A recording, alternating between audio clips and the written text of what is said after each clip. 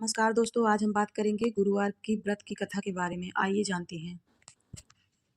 एक समृद्ध व्यापारी और उसकी कंजूस पत्नी की कहानी है, जहाँ साधु वेश में बृहस्पति देव आकर पत्नी की लोभ लालच और अनादर करने की आदत से उनका धन नष्ट कराते हैं। बाद में पश्चाताप करने और व्रत पूजा करने पर बृहस्पति देव की कृपा से उन्हें धन, संतान और सुख समृद्धि वापस मिलती है, जो हमें दान पुण्य और सदाचार का महत्व सिखाती है। जिसमें पीला वस्त्र, चने, गुड़ से पूजा और विष्णु बृहस्पति देव की आराधना प्रमुख है। आइए कथा को शुरू करते हैं। प्राचीन समय की बात है। एक नगर में एक बड़ा व्यापारी रहता था। वह जहाजों में माल लदवा कर दूसरे देशों में भेजा करता था। वह जिस प्रकार अधिक धन कमाता था, उसी प्रकार खोलकर दान भी करता था। परंतु उसकी पत्नी अत्यंत कंजूस थी। वह किसी को एक दमड़ी भी नहीं देने देती। एक बार सेठ जब दूसरे देश व्यापार करने गया तो पीछे से बृहस्पति देव ने साधु वेश में उसकी पत्नी से भिक्षा मांगी। व्यापारी की पत्नी बृहस्पति देव से बोली, हे साधु महाराज, मैं इस दान और पुण्य से तंग आ गई हूँ। आप कोई ऐसा उपाय बताएं जिससे मेरा सारा धन नष्ट हो जाए और मैं आराम से रह सकूं। मैं यह धन लुटता हुआ नहीं देख सकती। बृहस्पति देव ने कहा, हे देवी, तुम बड़ी विचित्र हो। संतान और धन से कोई दुखी होता है। अगर अधिक धन है तो इसे शुभ कार्यों में लगाओ, कुंवारी कन्याओं का विवाह कराओ, विद्यालय और बाग बगीचों का निर्माण कराओ। ऐसे पुण्य कार्य करने से तुम्हारा लोक परलोक सार्थक हो सकता है। परंतु साधु की इन बातों से व्यापारी की पत्नी को खुशी नहीं हुई। उसने कहा, मुझे ऐसे धन की आवश्यकता नहीं है जिसे मैं दान में दूं। तब बृहस्पति देव बोले, यदि तुम्हारी ऐसी इच्छा है तो तुम एक उपाय करना। 7 बृहस्पतिवार घर को गोबर से लीपना, अपने केशों को पीली मिट्टी से धोना, केशों को धोते समय स्नान करना, व्यापारी से हजामत बनाने को कहना, भोजन में मांस मदिरा खाना, कपड़े अपने घर पर धोना। ऐसा करने से तुम्हारा सारा धन नष्ट हो जाएगा। इतना कहकर बृहस्पति देव अंतर्ध्यान हो गए। व्यापारी की पत्नी ने बृहस्पति देव के कहे अनुसार 7 बृहस्पतिवार वैसा ही करने का निश्चय लिया। केवल 3 बृहस्पतिवार बीते कि उसी समस्त धन संपत्ति नष्ट हो गई और वह परलोक सिधार गई। जब व्यापारी वापस आया तो उसने देखा कि उसका सब कुछ नष्ट हो चुका है। उस व्यापारी ने अपनी पुत्री को सांत्वना दी और दूसरे नगर में जाकर बस गया। वहाँ वह जंगल में लकड़ी काट कर लाता और शहर में बेचता। इस तरह वह अपना जीवन व्यतीत करने लगा। एक दिन उसकी पुत्री ने दही खाने की इच्छा प्रकट की, लेकिन व्यापारी के पास दही खरीदने के पैसे नहीं थे। वह अपनी पुत्री को आश्वासन देकर जंगल में लकड़ी काटने चला गया। वहाँ एक वृक्ष के नीचे बैठ अपनी पूर्व दशा पर विचार करने लगा। उस दिन बृहस्पतिवार था। तभी वहाँ बृहस्पति देव साधु के रूप में सेठ के पास आए और बोले, हे मनुष्य, तू इस जंगल में किस चिंता में बैठा है? तब व्यापारी बोला, हे महाराज, आप सब कुछ जानते हैं।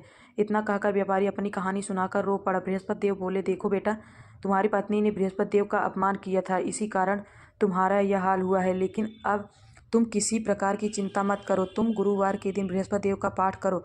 2 पैसे के चने और गुड़ को लेकर जल के लोटे में शक्कर डालकर वह अमृत और प्रसाद अपने परिवार के सदस्यों और कथा सुनने वाले में बांट दो। स्वयं भी प्रसाद और चरणामृत लो। भगवान तुम्हारा अवश्य कल्याण करेंगे।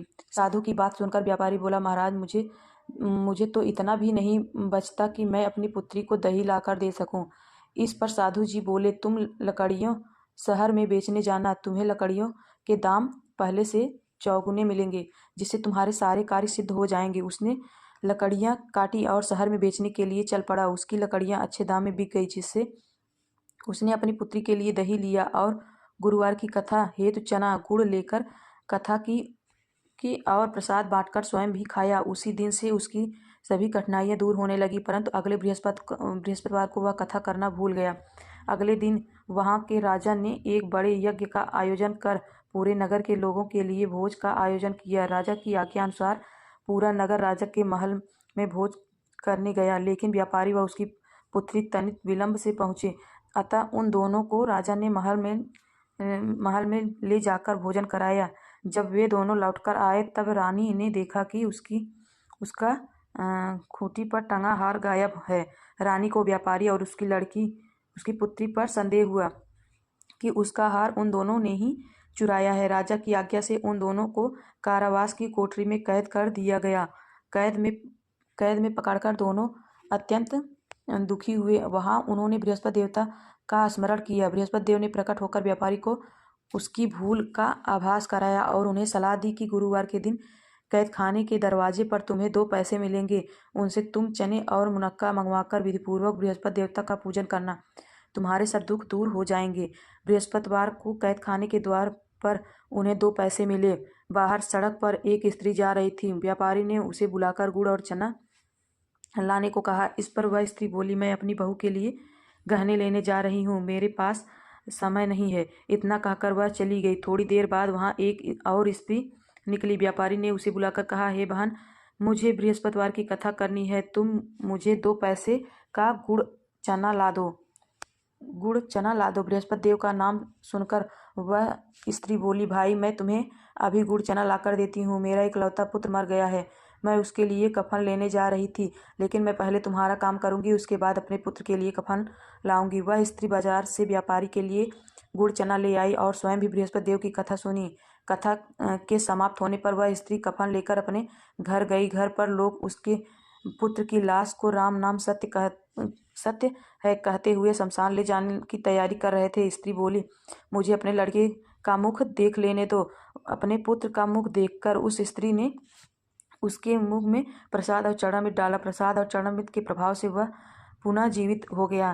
पहली स्त्री जिसने बृहस्पति देव का निरादर किया था, वह जब अपने पुत्र के विवाह हेतु पुत्रवधू के लिए गहने लेकर लौटी और जैसे ही उसका पुत्र घोड़ी पर बैठकर निकला, वैसे ही घोड़ी ने ऐसी उछाल मारी कि वह घोड़ी से गिरकर मर गया। यह देख स्त्री रो रोकर बृहस्पति देव से क्षमा याचना करने लगी। उस स्त्री की याचना से बृहस्पति देव साधु के वेश में वहां पहुंचकर कहने लगे, देवी, तुम्हें अधिक विलाप करने की आवश्यकता नहीं है। यह बृहस्पति देव का अनादर करने के कारण हुआ है। तुम वापस जाकर मेरे भक्त से क्षमा मांगकर कथा सुनो, तभी तुम्हारी मनोकामना पूर्ण होगी। जेल में जाकर उस स्त्री ने व्यापारी से माफी मांगी और कथा सुनी। कथा के उपरांत वह प्रसाद और चरणामृत लेकर अपने घर वापस गई। घर आकर उसने चरणामृत अपने मृत पुत्र के मुख में डाला। चरणामृत के प्रभाव से उसका पुत्र जीवित हो उठा। उसी रात बृहस्पति देव राजा के सपने में आए और बोले, हे राजन, तूने जिस व्यापारी और उसकी पुत्री को जेल में कैद कर रखा है, वह बिल्कुल निर्दोष है। तुम्हारी रानी का हार वहीं खूंटी पर टंगा है। दिन निकला तो राजा ने रानी ने हार खूंटी पर लटका हुआ देखा। राजा ने उस व्यापारी और उसकी पुत्री को रिहा कर दिया और उन्हें आधा राज्य देकर उसकी पुत्री का विवाह उच्च कुल में कराकर दहेज में हीरे जवाहरात दिए। कथा समाप्त हो गई। धन्यवाद।